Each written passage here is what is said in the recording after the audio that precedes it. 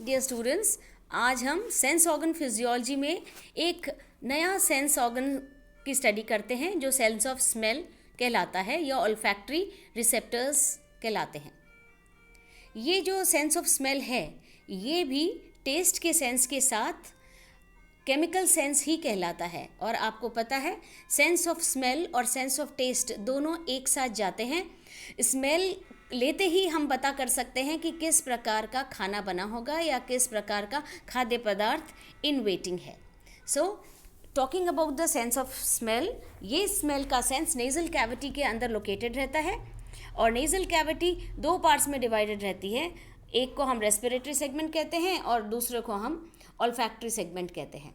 ये जो olfactory segment है ये पूरी तरह से, ऑल्फैक्शन मीन स्मेल, ये पूरी तरह से लाइन रहता है कुछ स्पेशलाइज्ड सेल्स के साथ जो एक एपिथीलिया बना देती है जिनको सीडो स्ट्रेटिफाइड कोल्यूमिनर एपिथीलियम कहते हैं। इस एपिथीलियल को एपिथीलियो फैक्ट्री या एपिथीलियो म्यूकस मेम्ब्रेन भी कहा जाता है, जो पूरी तरह से इन सेंस ऑर्गन्स को या सेंसरी रिसेप्टर्स को सराउंड करके रखती हैं, उनके ऊपर पूरी तरह से स्प्रेड रहती हैं। ये जो ऑल्फैक्टरी रिसेप्टर्स हैं, हर ऑल्फैक्टरी रिसेप्टर एक न्यूरॉन होती है। ये कुछ की फैक्टर्स हैं जो हम सेंस ऑफ रिसेप्टर्स के बारे में बता रहे हैं कि हर ऑल्फैक्टरी रिसेप्टर एक न्यूरॉन होती है। हर न्यूरॉन, ये ऑल्फैक्टरी न्यूरॉन में एक छोटा सा किंतु थिक एक मोटा डेंड्राइट होता है जो एक तरफ से एक्सपैंडेड रहता है और उस एंड को ऑल्फैक्टरी रॉड कहते हैं। इन ऑल्फैक्टरी रॉड से कुछ प्रोजेक्शंस बाहर की तरफ निकलते हैं जो म्यूकस में एंटर करते हैं या म्यूकस के साथ अपने आप को टच करने की कोशिश करते हैं। इन्हें सिलिया कहा जाता है। लगभग 10 से 12 सिलिया पर रिसेप्टर न्यूरॉन प्रेजेंट होते हैं। इन ऑल्फैक्टरी रिसेप्टर न्यूरॉन्स के जो एक्सॉन होते हैं वो पेनिट्रेट करते हैं क्रीब्रिफॉर्म प्लेट में जो एथमॉइड बोन का हिस्सा होते हैं और इस तरह से ऑल्फैक्टरी बल्ब्स में वो आ जाते हैं।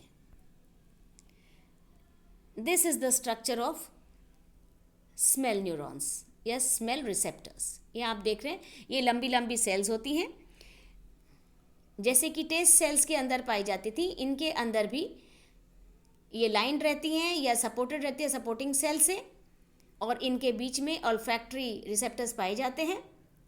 सपोर्टिंग सेल्स के नीचे बेसल सेल्स पाई जाती है और क्योंकि ये सेल्स बहुत जल्दी अपना काम करके ख़त्म हो जाती हैं और they are renewed with new cells, तो ये बेसल सेल्स न्यू सेल्स देने का काम करती हैं और टाइमली इनका रिन्यूअल प्रोसेस चलता रहता है।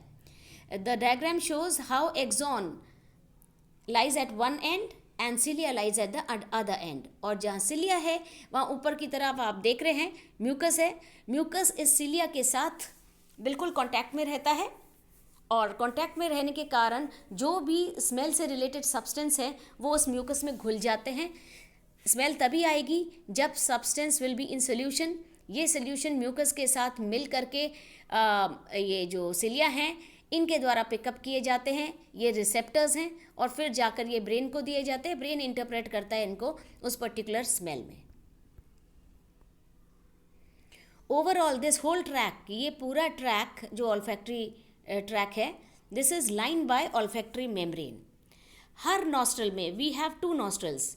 हर नॉस्ट्रल में ऑल्फैक्टरी मेम्ब्रेन अंदर की तरफ पूरी तरह से स्प्रेड रहती है और लगभग 2.5 स्क्वायर सेंटीमीटर एरिया कवर करती है। इस कवरिंग एरिया में जितने भी ऑल्फैक्टरी रिसेप्टर्स या सेल्स होते हैं उन सभी को ऑल्फैक्टरी मेम्ब्रेन कवर कर लेती है। ये रिसेप्टर सेल्स जो सेंस का स्मेल का सेंस देते हैं इनको ऑल्फैक्टरी सेल्स कहते हैं। ये एक्चुअली बाइपोलर नर्व सेल्स होती हैं और ओरिजिनली ये सेंट्रल नर्वस सिस्टम द्वारा डिराइव्ड होती हैं। करीबन 100 मिलियन इसी तरह की सेल्स प्रेजेंट होती हैं कुछ दूसरी सेल्स के बीच में जिनको सस्टेंटेकुलर सेल्स कहते हैं। Means many olfactory cells are present. इन ऑल्फैक्टरी सेल्स का जो म्यूकस वाला एंड है वो एक नॉब बनाता है जिसके थ्रू 4 से 25 पतले पतले बाल निकले रहते हैं जिनको ऑल्फैक्टरी हेयर कहते हैं। ये बाल म्यूकस में पेनिट्रेट करते हैं या प्रोजेक्ट करते हैं और पूरी तरह से नेजल कैविटी को अंदर की तरफ से लाइन करते हैं। ऑल्फैक्टरी सेल्स के साथ ही कुछ और सेल्स भी स्पेस्ड रहती हैं। इन सेल्स का नाम है बोमैन्स ग्लैंड्स और इनका काम है कि ये म्यूकस सिक्रीट करती हैं। And it is very necessary that the sense of smell have mucus with them because mucus is the dissolving factor जो स्मेल को डिजॉल्व करता है और फिर वो हमें सूंघने को मिलती है। Talking about the olfactory neurons constantly renew होती रहती है, रिप्लेस होती रहती है क्योंकि इनका लाइफ साइकिल बहुत छोटा होता है। नई न्यूरॉन्स ये बेसल प्लेट से अराइज करती हैं जो स्मॉल नॉन स्पेशलाइज्ड सेल्स होती हैं और ऑल्फैक्टरी एपिथेलियम के बेस में सिचुएटेड रहती है। ऑल्फैक्टरी म्यूकस मेम्ब्रेन ये कॉन्स्टेंटली कवर्ड रहती है म्यूकस से जो कि बोमैन्स कैप्सूल द्वारा या बोमैन्स ग्लैंड द्वारा सिक्रीट होता है। ऑल्फैक्टरी बल्ब्स में ये जो एक्सॉन होती है रिसेप्टर्स की वो कांटेक्ट करती है प्राइमरी डेंड्राइट्स को और इस तरह से दो ग्रुप ऑफ सेल्स बनते हैं, मिट्रल सेल्स और टफ्टेड सेल्स के। ये सेल्स ग्रुप बना करके finally undergo synapse and they form olfactory glomeruli. Mitral और टफ्टेड सेल्स के जो एक्सॉन्स होते हैं वो इकट्ठा होकर पोस्टीरियरली पास करते हैं और ऑल्फैक्टरी कॉर्टेक्स में एंटर करते हैं। इस तरह से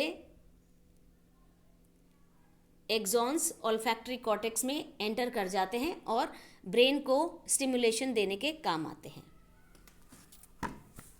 द ओवरऑल प्रोसेस इज कि ये जो ऑर्गन्स ऑफ स्मेल या ऑल्फैक्टरी रिसेप्टर्स हैं ये इलॉन्गेटेड नेजल पैसेज के अंदर छोटी छोटी फोल्डेड बोन्स के द्वारा बनते हैं जिनको एथमोटर्मिनल्स, मैक्सिलोटर्मिनल और नेजोटर्मिनल कहा गया है।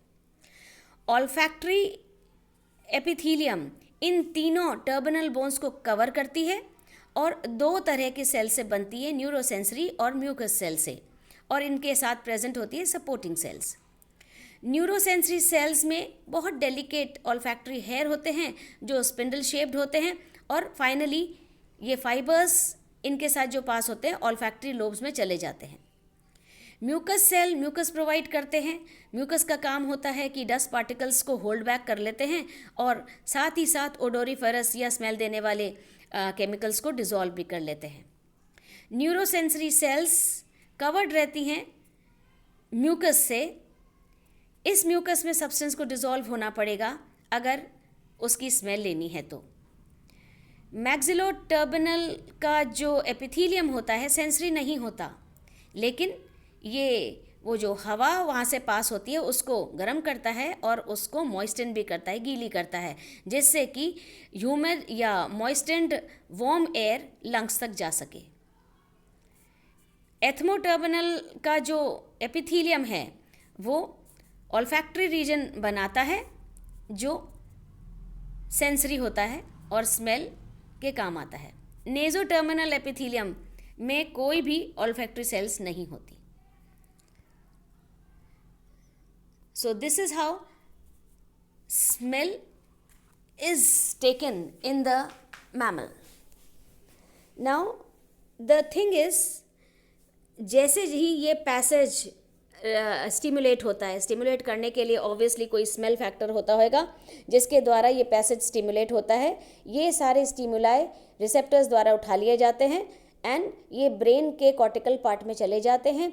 वहाँ से ब्रेन इंटरप्रेट करता है स्मेल को और हमें स्मेल मिलती है। Olfactory threshold and discrimination. Olfactory receptors केवल तभी रिस्पॉन्ड करते हैं जब ऑल्फैक्टरी एपिथेलियम के अंदर डिसॉल्व्ड स्टेट में कोई भी स्मेल पहुंचती है या डिसॉल्व्ड स्टेट में वो पर्टिकुलर पार्टिकल पहुंचता है। ये ऑल्फैक्टरी एपिथेलियम ये पूरी तरह से उस पैसेज को कवर करती है। ऑल्फैक्टरी रिसेप्टर्स की जो सेंसिटिविटी है वो एक सब्सटेंस से दूसरे सब्सटेंस में डिफ़र करती है। मतलब किसी चीज़ की स्मेल अलग और किसी की डिफरेंट होती है, क्योंकि ये स्मेल रिसेप्टर्स डिटेक्ट करते हैं। ऑल्फैक्टरी डिस्क्रिमिनेशन बहुत रिमार्केबल होता है और हम बहुत सारी स्मेल के बीच में भेद कर सकते हैं। ह्यूमन बींग्स लगभग 10,000 डिफरेंट तरह की स्मेल ले सकते हैं।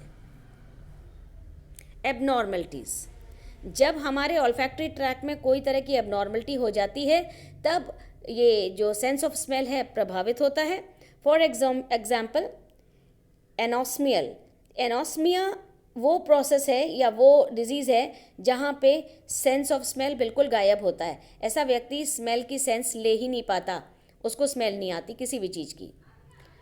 हाइपोस्मिया, इस पर्टिकुलर डिसऑर्डर में स्मेल तो आती है लेकिन ऑल्फैक्टरी सेंसिटिविटी पर्टिकुलरली कुछ चीज़ों के लिए डिमिनिश रहती है या कमज़ोर रहती है।